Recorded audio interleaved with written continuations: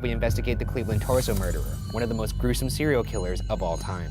That's a hell of an accomplishment. He's not the most definitively, but I will say he's one of the most. He's in the upper echelon for sure. It's not a shiny badge of honor on his resume. You sound like you're impressed. I'm not impressed.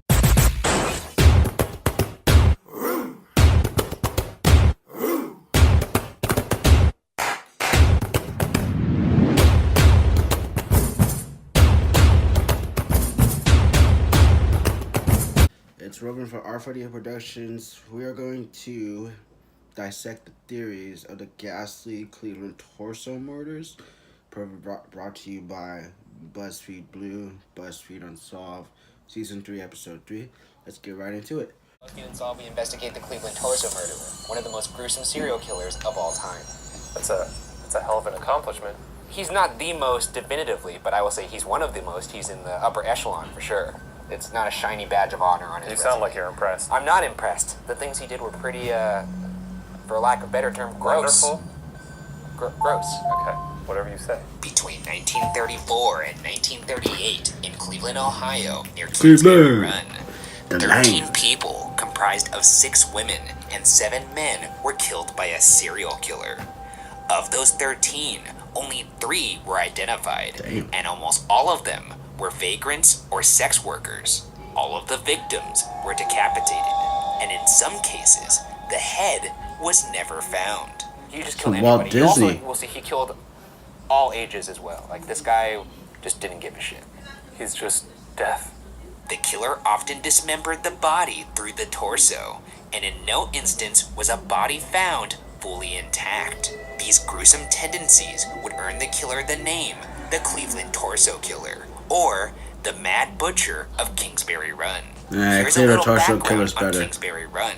In the 1930s, Cleveland's Kingsbury Run was a bleak, dangerous place where many poor lived in terrible conditions, sometimes called a, quote, hobo jungle, end quote. Just east of Kingsbury Run was a sketchy area called the Roaring Third, known for its bars, gambling dens, and brothels. I'm into that. I like that place. The Roaring Third? Yeah. Is that a place you would frequent back in the day? I'd be there. You'd be dead. It's got He'd see you, he'd see those long limbs, and he'd say, oh man, I got some big ornaments to make here. bars, gambling dens, and brothels. Yeah. Now, currently, nowadays, I've said this before, but we have a lot of entertainment at our disposal. I've got YouTube, I've got my PlayStation, and pretty much that's it. But back then, not a lot to amuse yourself with. So I would for sure, Remember when you had to every go night of the outside week, be down at to a have bar, fun? a gambling den, or a brothel. I So missed that. this is part of the recurring theme that you've had throughout the show, where if there weren't modern devices, you'd be I'd be a monster. an insane psychopath. Yes. With the stage set, let's jump into the timeline of the killings. On September 5th, 1934, Ladies are old. the first victim, an unidentified woman in her 30s, was found on the shores of Lake Erie. All that was found was part of her torso, thighs, and other body parts, but no head. Her skin was leathery That's and crazy. red from a chemical preservative. Remember On that September there's not a lot of 23rd, 1935, forensic the technology in second the victim, 30s. A 28-year-old man named Edward Rossi was found near Kingsbury Run at the base of Jackass Hill. That's actually what that's named. I know that was going to elicit some kind of Donkey. giggle, Sucks. so just get it. Sucks. Just get it out of the way. Sucks to die like that. At the base of Jackass Hill. Yeah, where'd they find him? Oh, a base of Jackass Hill. That's not fun. I'm sure they omitted that out of the eulogy. Why even call, I guess maybe there were burros there at some point, or a donkey. And Rossi was a hospital orderly and a regular around the Roaring Third. The body was drained of blood, naked, and emasculated, with rope burns on the wrists. On that same Dang, day, he took away the third victim genitalia. was found nearby, an unidentified 40-year-old male, and was also decapitated and emasculated. The body also had the same chemical preservative from the first killing. On January 26, 1936, the fourth victim, a woman named Florence Polillo, was found wrapped up in newspaper inside half-bushel baskets by the Hart Manufacturing Building. Polillo was a sex worker, barmaid, and waitress who lived in the Roaring Third. He's getting bolder with the places he's dumping bodies. The first one was the lake. The second one was on the side of a hill. The third one was nearby to the hill, and now this one in front of an actual workplace. Yeah. In, a metropolitan area. On June 5th, 1936, the head of the fifth victim, an unidentified man, was found wrapped in trousers in Kingsbury Run. The rest of the body was found the next day in an even more audacious location, in front of the Nickel Plate Railroad Police Building. So, once again, he's escalating. Yeah. One of the saddest parts of this to me is that so many of these bodies were unidentified. Yeah. Because it's just, I'm always of the opinion that once I'm dead, you can do anything you want with my body. Throw it out in the street, let the dogs eat it. But I would at least want people to look at my body and go, yeah, that's Shane. That was Shane. Who's You being gotta eaten admit, right there's now. not a lot of technology here, Give him a guys. send-off, whatever. It's the 30s. Say your kind words about him. That'd be a happy dog. That's a big ass bone. I think police back in the day, like in the 30s, On July 40s, 50s, up to like the 1936, 90s, the were at a sixth big victim, disadvantage. An unidentified 40-year-old man was found in the woods near Clinton Road. The man had been dead for 2 months. Ooh. One noteworthy observation was the blood on the ground, suggesting he had been killed on site and not dumped there as indicated by the other body sites. So this is someone who's just out walking around who gets got. Well, the thing that is interesting to me about this is because all the other ones have been dismembered in a way that was medically efficient, most likely done after death. This is one that seems to be done in the heat of the moment, which either means to me this is not the same guy, or since it obviously is the same guy, he's getting antsy. He's losing his grip. He doesn't care anymore. He's starting to do things that aren't as premeditated. On September 10th, 1936, the seventh victim, an unidentified man, Dude, how was many found near the train damn. tracks in Kingsbury Run. He had been killed by decapitation in a manner that the coroner noticed was confident in one stroke, which implied that the killer was both brazen and educated in human anatomy. This is gross, but I think it's hard to cut off a head. It apparently is kind of hard. Yeah. And there was one case where someone it took them, I forget which royal it was a British royal. Yeah. It took 5 strokes. Also, another thing. You think are after slightly like the alive. first I was or reading third this one kill, recording case of a you guy think they who would send watched out a someone try to task get cut force off by to the send guillotine. out after this So the head guy? rolled around, and he saw the guy's eyes. He blinked? He blinked, and he saw recognition in the eyes when he said his name. Wasn't there an old tale of someone who, for science, told the person getting executed to blink as long as they could? Oh, see, that's kind of cool. Yeah, that's pretty cool. Like, if you were a piece of shit your whole life, you're getting executed because you're an awful person. just The least you could do, this thing for one science, solid on man. the way out. Give us, yeah, a little something. You'd be even better.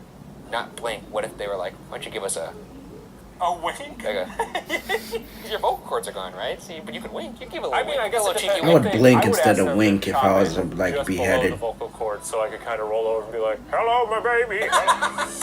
At this point, many local papers reported the murder spree on a near-daily basis, and yet, there were no suspects or clues. See, that's As what I mean. expected, this put a considerable amount of heat on the investigating authorities. See, that's the cops' Detectives fault. Peter Murillo and Martin Zalewski interviewed over 1,500 people on their own. Here's even a picture of Detective Murillo undercover as a vagrant. I call That is the most BS. cartoonish This is the most hobo I've ever No seen. way you would He looked like he spend watched a that Bugs much Bunny time cartoon. interviewing 1,500 people. Bugs Bunny was on the railroad and was like, "Yep, that'll do." You think he has a couple What's of up, TJs Doc? in that little bag there? Probably. Maybe this is like accurate to the time. I don't think it was. So you think that he was just like, I bet you this is what vagrants look like, and he went out there and he was like walking around, he's like, Jesus Christ, I don't look anything like. Probably. That episode of SpongeBob Probably where like Patrick actual carries their people entire who rock. look like real human beings. When they're running And away this while guy stealing walked a around balloon. Like he walked off the Warner Brothers set. Jumping back into the timeline, on February 23rd, 1937, parts of the 8th victim, an unidentified woman in her 20s, were found on the shore east of Bradenau. On June 5th, 1937, the 9th victim, determined to be a woman named Rose Wallace, was found under the Lorraine Carnegie Bridge. Her remains were merely a skull and a bag of bones. On July 6th, 1937, the 10th victim, an unidentified man in his mid to late 30s, was found in the Cuyahoga River. His heart was ripped out, and the abdominal area was gutted. The proximity of the killings are starting to This shrink. guy is We worse got to than enjoy Jack the 4th of July, Ripper. though, which is my favorite holiday. I guess he. I guess he did. I think that's fun. It's a good holiday. Yeah, I suppose if I had to choose between getting murdered on July 3rd or July 6th, I'd choose July 6th. Always a silver lining, that's what I'm saying. My butt itches. Hot dogs. Yeah. In April/May I don't care. 1938, parts of the 11th victim, an unidentified woman, was found in the Cuyahoga River. Interestingly, this was the first time that a victim had drugs in their system. This left authorities to wonder whether the drugs were recreational or used to keep her from moving. Maybe this contributes to why the strokes were so confident and so absolute. Because they weren't moving. Because they weren't moving. And the only reason I posit this is because drugs may be involved in one of the case's main suspects later. Okay. Okay. Pretty horrifying to imagine that you were drugged and you can only just move your eyes. You ever had that? Is that in a movie? That's in Wolf Creek. I have a vibe serial that, like, killer the cuts murderer someone's spinal has cord something to so do that with they can't drugs. move, so they're forced to just You know, watch to what's make happening in their brain. But their eyes can move. But their eyes can move. That's horrifying. It is. the one who's getting murdered As more all easier of to these kill. gruesome murders were ongoing, Mayor Harold Burden increasingly pressured Safety Director Elliot Ness to make headway. You may know Elliot Ness as the famed G-Man, who led his illustrious group of untouchables to bust Al Capone's breweries. Other credits to Ness's glowing resume included defeating the Mayfield Road Mob, crooked police, and labor racketeers, contributing to his status as a law enforcement legend. As city safety director, Ness was involved with both the fire and police departments, and given Dang, his he's wearing, decorated like, 3 track hats. record, Ness was at serious risk of tainting his reputation should he not make headway on the Torso case. With that in mind, let's discuss the last 2 killings. On August 16th, 1938, the 12th and 13th victims, both unidentified, were found in perhaps the most reckless location of all. The bodies were found within view of Elliot Ness's office window, a taunt that obviously resonated with Ness. Damn. Oh, wow. Sort of This bus- savage. Oh. You're gonna coast out, and you're gonna coast into retirement, right? You know. That's Yeah. crazy. Everything's great. And at the last, He's lane, like dangling that piece of meat in front of the dang police. He's like, and come and starts get it. messing with you. Commits some of the most grisly murders of all time. Yeah. In your playground, and then he puts it and rubs your nose in it. Yeah. 2 days later, on August 18th, 1938, at 12:40 a.m., Director Ness and a squadron of 35 detectives and police officers raided Kingsbury Run's Hobo Jungle. They rounded up 63 men and scoured the shacks for any sign of the killer. Most noteworthy, Why did it take in so a move that has long? been criticized, Ness then ordered the shacks to be burnt down. The people displaced were then charged with being homeless, which they pled guilty for. Ness's involvement in this episode of the investigation has been referred to as cruel and draconian. Yo, that was too far. This, I mean, Ness is crazy. I know you're trying to pretty find much your just killer said, I and trying to can't keep a find what's going on in this part of town. Let's burn it all down. try to keep your It's literally like your a respect, your honor. He literally But went scorched earth. Yeah. that's According crazy. to James Bedell, the preeminent expert on this case, Ness's raid was intended to protect the transients in a bizarre and backwards way. Ness wanted to eliminate the pool of potential victims, thinking that the killer targeted transients, which, to be fair, was true. He also wanted the transients' fingerprints in the event that they were later killed. It feels like maybe the fingerprint excuse is exactly that. It's just an excuse when people are like, hey, why you terrorizing... So you burning down the entire house just for population of people and fingerprints? setting That's their homes on ridiculous. fire? And suddenly... Could have just asked for it. With a reason. But he's for that. coming to his senses. Yeah. You did it after when they burned the Like, houses. it just seems like he's just sort of backpedaling there. He was just like, I messed up. fingerprints. He didn't just look fingerprints. He didn't... I need fingerprints. That's Yeah, what it sure. was. Either way, the killings did stop after the raid. Whether or not the raid had anything to do with that is debatable. Certainly, Ness's shiny reputation was damaged by this action, and it also brought the investigators no closer to identifying a killer. What a That being said, the case is considered by some to be unofficially solved. And furthermore, The solution was reached partly by Ness himself. With that, let's get into Big the keyword, suspects. reached. The first suspect was 52-year-old bricklayer Frank Dolezal. In July of 1939, Dolezal was arrested by County Sheriff Martin O'Donnell for the murder of Florence Polillo, the fourth victim. Okay. Dolezal had actually lived with Polillo for a time. Furthermore, Dolezal also knew victims Edward and Rossi and Rose Wallace. Following his arrest, Frank Dolezal That's confessed to murdering Florence Polillo. However, he later said he had been beaten and recanted his confession. In fact, Dolezal had suffered 6 broken ribs while in the custody of the sheriff, further casting doubt upon the confession. Wow. The confession appeared to be coached, as it was a mix of prepackaged details and incomprehensible ramblings. According to case expert James Bedell, the lead detective on the case later said in his memoirs, quote, "This is the first time that I've ever known anyone to confess to a crime that didn't know the details of the crime to which he was confessing." End quote. They beat the shit out of him, probably. 100%. Yes. And it's very, very sad. Yes. Wow. Him knowing numerous people in the camp doesn't seem. I mean, he know. So were a lot of these people who lived in that neighborhood or in Yes. the shanty town kind of. I think what happened is they saw he lived with one of the victims. Yeah. Then they found out he knew the other 2 victims who were identified. Uh-huh. And they thought, everyone's on us right now. A lot of pressure from the mayor. The public is starting to get pissed off. I think it's time to do the deed. Nonetheless, Dolezal remained incarcerated for the crime, which makes the event that followed all the more suspicious. 1 month later, There could be in 2 August killers. 1939, More Dolezal than one. committed suicide in his jail cell before going to trial, hanging himself on a hook that was 5 feet and 7 inches from the ground. The problem with that is, Frank Dolezal was 5 feet and 8 inches tall. Logically, how could a person hang themselves from an object that they were taller than? It seems like it may be logistically impossible for him to hang himself from it. He'd have to... You can. I don't know. I think that's possible. It's suspicious to me, given the things that preceded it. They coached his confession out of him. Oh, Maybe I see. they're starting So to... you're saying the police maybe have. Oh, that didn't occur to me that the police would.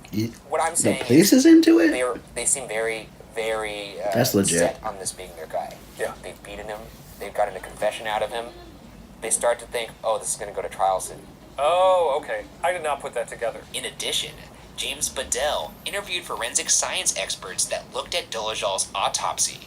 The experts concluded that he didn't end his own life the way people were told he did, though the experts don't explicitly say he was murdered while imprisoned. Either way, virtually no one believes Frank Dolezal was the killer. A marker purchased by James Bedell and his team was laid on Dolezal's grave in August 2010, with Dolezal's family members in attendance, that reads, quote, "Rest now," end quote, thus vindicating Dolezal posthumously. In these Unsolved episodes, it's not often that we get nice sentiment. And this... Let's hang on to this one. Let's This really is savor it. It's real. This is actually very lovely. Rest now. That's nice. That's nice. The second and final suspect we will discuss today is Dr. Francis E. Sweeney. In the 1970s, Is it because Sweeney was he's a doctor? discovered to be safety director Elliot Ness's secret suspect. Sweeney is also thought to have been the killer, according to case expert James Bedell, who as of 2014 had spent 18 years researching the killings. Dr. Francis E. Sweeney fit the profile. He was a doctor and would have had the necessary skill and anatomical knowledge to perform the killings. Sweeney had also been to probate court multiple times, True. and his wife noted his problems with alcoholism, his abuse of her and their 2 sons, his days-long disappearances, and his neglect of his practice. Shortly after the final murder, Sweeney checked himself into a mental institution, after which the killings stopped. In 1956, Sweeney was diagnosed as schizophrenic. In May 1938, Elliot Ness secretly apprehended Sweeney, taking him to the Old Cleveland Hotel. Ness kept Sweeney there for about 10 to 14 days, as it took Sweeney 3 days to even sober up. Just Ness brewing coffee the whole time. I know what is just Slapping him in the face, feeding him Jeez. coffee, water in his face. tickling his feet with some feathers. I don't know. That's rough. Miranda rights were not in place yet, though this process was still in conflict with the rules of civil liberties of the time. The inventor of the modern polygraph, Leonard Keeler, administered a lie detector test to Sweeney, which he failed twice.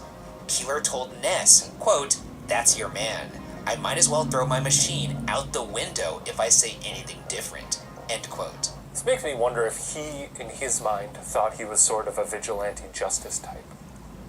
You know, because Bruce Wayne was a very successful, very powerful man. Are you comparing the torso killer to Batman? I'm not. It sounds like you're comparing the You torso killer are. to Batman. I'm just Or he saying I is. think maybe the torso killer thought that he Is Batman. was a Batman type. Except Batman never cut anybody's head off, but that would really ruin it. Yeah, Batman didn't kill people. He just knocked them out a little bit. He's not Batman.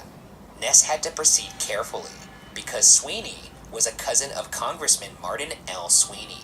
I wonder if this affiliation, along with the detention violating civil liberties, contributed to Ness keeping this lie detector test a secret.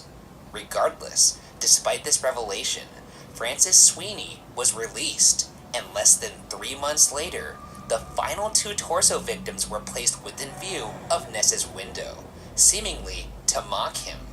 Ness would continue to get mocked well after the killings. In the 50s, Ness received taunting note cards from someone claiming to be Francis Sweeney, and since Sweeney was a secret suspect, I would imagine it's likely that the sender was indeed Sweeney. What do the note cards say? They pretty much say nonsense. Do they implicate that he is the killer, or is it him essentially just... It's him thumbing his nose at him, knowing that even if these note cards were taken to court, they They wouldn't wouldn't mean mean anything, anything. which is even more infuriating. Yeah. Unfortunately, despite feeling he had solved the case, Ness didn't have enough to take Sweeney to trial. Though, the case against Sweeney doesn't end there. In 1938, a vagrant named Emil Fronek told authorities that in 1934, a doctor tried to drug him. He remembered the office was somewhere around East 50th and East 55th on Broadway Street. Unfortunately, when authorities drove Fronek up Broadway, he couldn't find anything that appeared to be a medical office, and from there, his story was dismissed as irrelevant. However, more than 70 years later, case expert James Bedell would discover that Francis Sweeney practiced medicine out of a modest-looking building at the corner of Broadway and Pershing Avenue. This building closely matches where Fronek remembered getting drugged. It's in this building that Bedell believes Sweeney could have drugged Fronek as well as other victims, though the torso killer murders would have resulted in a large amount of blood evidence. So, how could Sweeney have carried out those murders in these offices without eventually being caught? Spread out your tarps and just... Because I imagine it would be pretty hard to explain this. I know this looks bad. He's got a head cold. The answer may lie with David Cowles, the leader of the Scientific Identification Bureau. Yeah, I say was it's interviewed Sweeney, by the man. Cleveland Police Historical Society in 1983. Cowles suggests that Sweeney may have had an agreement with an undertaker that he could practice surgery on unclaimed bodies in the undertaker's funeral home. If this is true, a funeral home would function nicely as a way to dispose of blood evidence.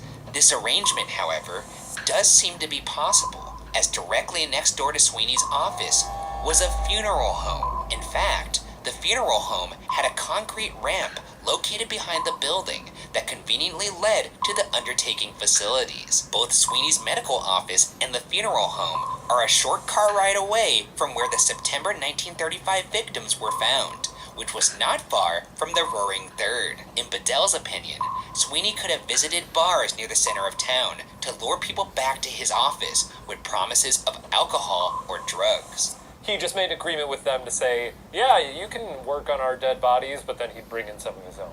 I think that's what it was. I see. Okay. He snuck in some, snuck some of his own in. So his Some sinful, of his own- his sinful He collections. snuck in some of his own critics' picks. Yeah. Bedell, with the help of the great-nephew of one of Francis Sweeney's colleagues, was able to use photos and diagrams to compare the torso killer and Sweeney's movements. Bedell calls the results, quote, Creepy as hell, end quote. All this information allowed Bedell to conclude that Sweeney was indeed the killer. Though, Bedell cautions, quote, I think I put together a pretty good circumstantial case. I realize you couldn't take it to court.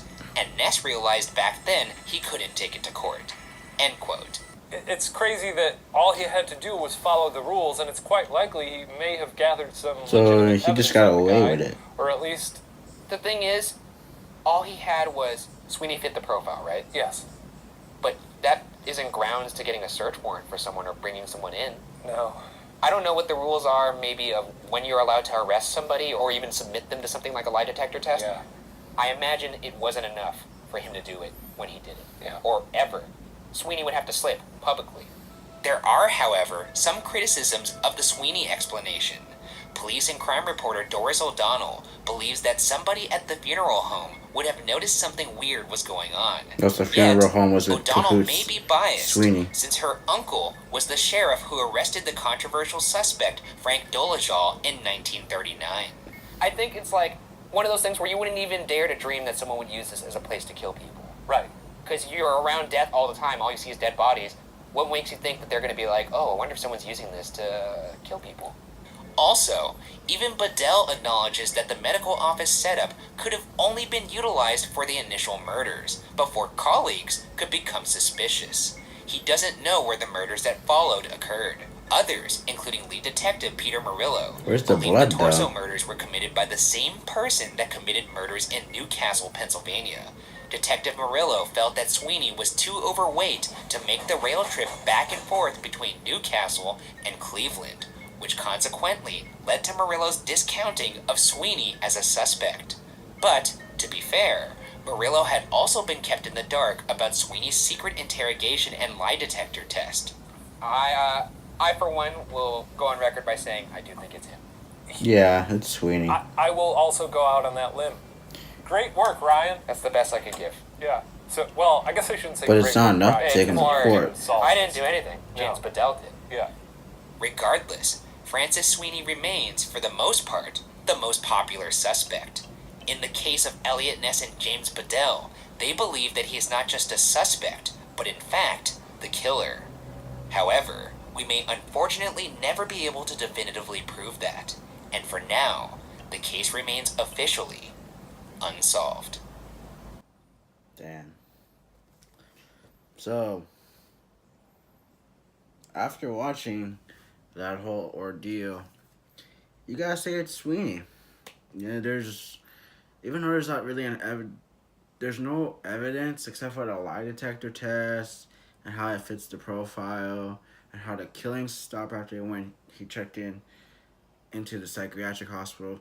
It kind of plugs them together, but there's not enough evidence to bring it to court, sadly, to accuse him as guilty. I mean, if this happened during like the late 90s to now, this definitely would have stopped sooner rather than later. And sadly, the victims and their families don't get justice. So I'm gonna agree with the BuzzFeed boys here. We're gonna stick with suspect 2, Sweeney. I'm still wondering where the heck is the blood. That's kind of weird to me. You'd think the undertaking would have some evidence somewhere, but I guess the police back in the 30s weren't too smart back then. But yeah, that was a pretty good one. A little bone chilling. Well, not to me, but it was kind of creepy. I hope you guys enjoyed the video. Like, comment, share, subscribe. Check out R40 Productions, Facebook. That's also my Fortnite, Twitter, Instagram, YouNow, Roven's RR, Snapchat, Keep Roven Rolling, KeePrvenRolin. And if you guys like this video about me reacting to murder mysteries, BuzzFeed, Blue Style, unsolved crimes, hit that like button. Comment down below what you think of this mystery murder, the torso killings in Cleveland, Ohio. So, y'all take it easy. Love and peace, and do not text and drive.